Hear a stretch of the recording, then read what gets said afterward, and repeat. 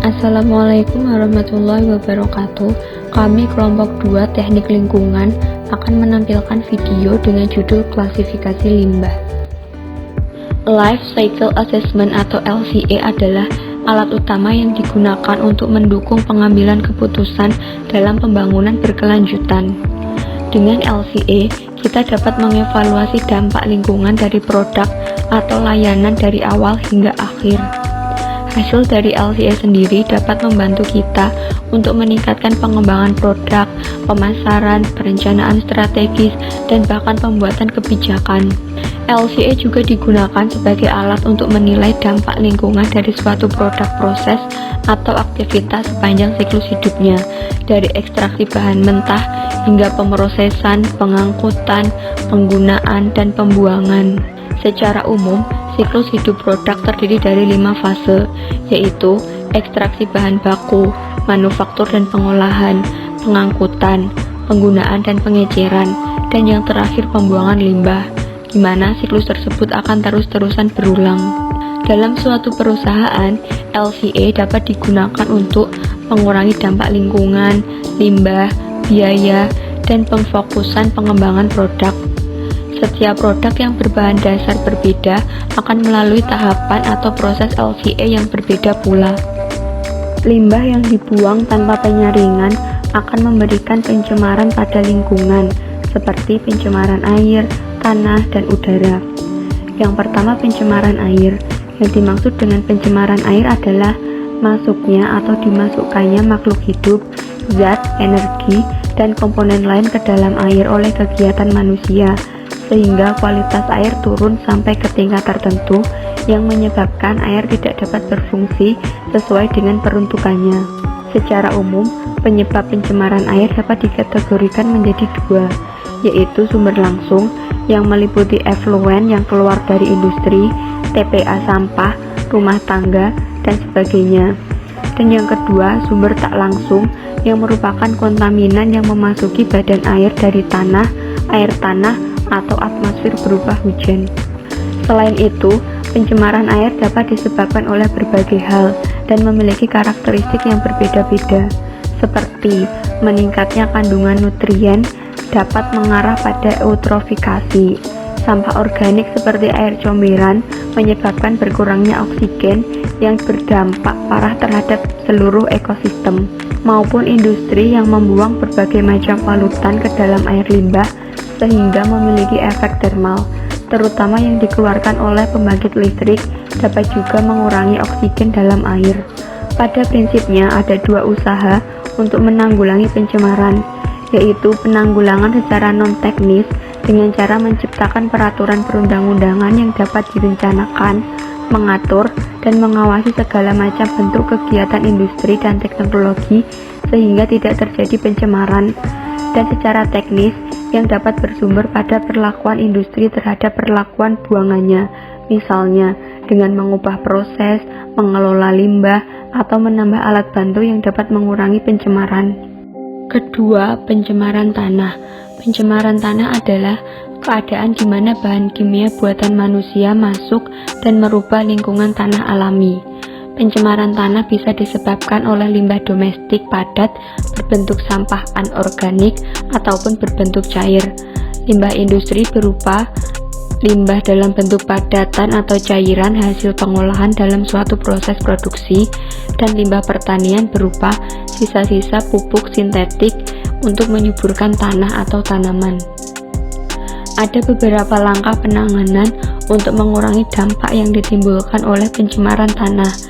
Di antaranya, remediasi berupa kegiatan untuk membersihkan permukaan tanah yang tercemar, bioremediasi yang merupakan proses pemberian pencemaran tanah dengan menggunakan mikroorganisme seperti jamur dan bakteri.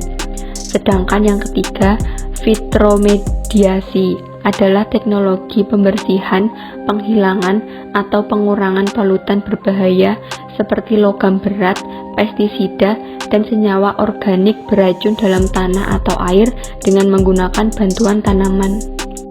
Ketiga, pencemaran udara. Yang dimaksud dengan pencemaran udara adalah bertambahnya bahan atau substrat fisik maupun kimia ke dalam lingkungan udara normal yang mencapai jumlah tertentu sehingga dapat dideteksi oleh manusia serta memberikan efek pada makhluk hidup. Polusi udara memiliki penyebab yang sangat beragam, tergantung dari lokasi pencemaran udara tersebut terjadi. Penyebabnya seperti kebakaran hutan, kegiatan industri, tempat pembuangan akhir, dan pembangkit listrik. Karena pembangkit listrik yang menghasilkan energi listrik umumnya masih belum ramah lingkungan. Polusi udara dapat ditangani dengan menerapkan beberapa hal, seperti mengurangi penggunaan kendaraan bermotor, memelihara lebih banyak tanaman, tidak membakar sampah, membatasi penggunaan listrik, dan melakukan penyaringan asap pabrik. Limbah umumnya mengandung bahan berbahaya atau beracun karena sifat, konsentrasi, dan jumlahnya, baik secara langsung maupun tidak langsung, yang dapat membahayakan lingkungan, kesehatan, kelangsungan hidup manusia, dan makhluk hidup lainnya. Limbah dibagi menjadi 3 jenis, yaitu limbah organik, anorganik, dan B3. Limbah organik adalah limbah yang dapat diuraikan secara sempurna oleh proses alamiah, yakni dengan mengendapkan ke dalam tanah, dasar sungai, danau, maupun laut. Limbah organik ini mudah membusuk dan biasanya berasal dari kegiatan rumah tangga maupun kegiatan industri. Limbah organik dibagi menjadi 2, yaitu limbah organik basah seperti kulit buah dan sisa sayuran, serta limbah organik kering seperti kayu, ranting pohon, dan dedaunan kering. Limbah anorganik adalah limbah yang tidak bisa diuraikan oleh proses alamiah dan tidak dapat membusuk. Limbah anorganik ada yang bisa diuraikan, tetapi dalam jangka waktu yang sangat lama. Contoh limbah anorganik adalah plastik, styrofoam, bahan elektronik, dan limbah anorganik dari rumah tangga seperti botol plastik, botol kaca, tas plastik, kaleng, dan aluminium. Limbah industri juga termasuk dalam jenis limbah anorganik. Jika dibiarkan terus-menerus, maka akan semakin banyak limbah anorganik ini dan menjadi polutan pada tanah. Dan yang terakhir, bahan berbahaya dan beracun atau kerap disingkat dengan B3 adalah zat atau bahan-bahan lain yang dapat membahayakan kesehatan atau kelangsungan hidup manusia, makhluk lain, atau lingkungan hidup. Karena sifat-sifatnya itu, bahan berbahaya dan beracun beserta limbahnya memerlukan penanganan khusus. Menurut sumbernya, limbah B3 dibagi menjadi 4 macam, yaitu primary sludge yang berasal dari tangki sedimentasi pada pemisahan awal dan banyak mengandung biomasa senyawa organik yang stabil dan mudah menguap. Lalu chemical sludge yang merupakan jenis limbah B3 yang dihasilkan dari proses koagulasi dan flokulasi, dan disgust sludge yang berasal dari pengolahan biologi dengan disgust aerobis ataupun anaerobis. Padatan yang dihasilkan oleh limbah ini cukup stabil dan banyak mengandung padatan. Dispersi adalah suatu sistem di mana partikel terdistribusi dari satu bahan lalu tersebar dalam sebuah fase berkelanjutan dari bahan lain. Dua fase tersebut mungkin berada dalam fase materi yang sama atau fase materi yang berbeda. Secara umum, dispersi partikel yang cukup besar untuk sedimentasi disebut suspensi, sedangkan partikel yang lebih kecil disebut koloid. Dalam sebuah sistem dispersi, jumlah zat yang terlarut lebih sedikit daripada pelarut. Dispersi gas didefinisikan sebagai produk suspensi gelembung gas dalam cairan yang tidak bercampur. Suatu dispersi gas biasanya diproduksi untuk meningkatkan perpindahan massa komponen dari gas ke cairan, tetapi terkadang dapat pula dari cairan ke gas. Limbah gas adalah salah satu penyebab terjadinya pencemaran udara. Hal ini disebabkan karena limbah gas mengandung zat partikulat yang berbentuk asap, nitrogen, karbon monoksida, hidrokarbon, dan sulfur dioksida yang dilepas ke udara. Sumber polusi udara yang berasal dari limbah gas diantaranya asap kendaraan bermotor, asap pabrik, bencana alam gas vulkanik, dan lain-lain.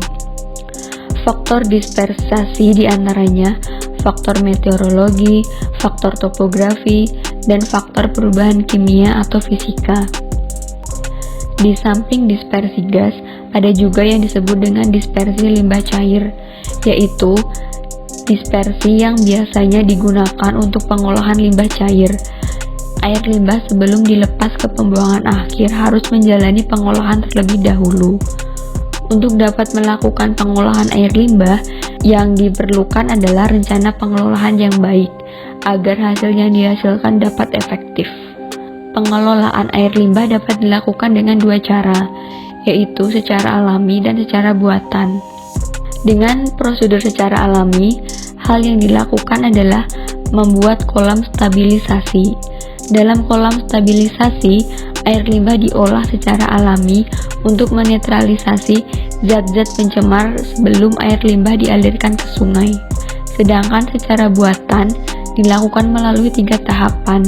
Yang pertama, primary treatment, bertujuan untuk memisahkan zat padat dan zat cair dengan menggunakan filter dan bak sedimentasi. Yang kedua, secondary treatment, bertujuan untuk mengkoagulasikan, menghilangkan koloid, dan menstabilisasikan zat organik dalam limbah. Dan yang ketiga, tertiary treatment, bertujuan untuk menghilangkan nutrisi atau unsur hara, khususnya nitrat dan fosfat, serta penambahan klor untuk memusnahkan mikroorganisme patogen. Demikian yang dapat kelompok kami sampaikan, kurang lebihnya mohon maaf. Wabillahi taufiq walhidayah. Wassalamualaikum warahmatullahi wabarakatuh.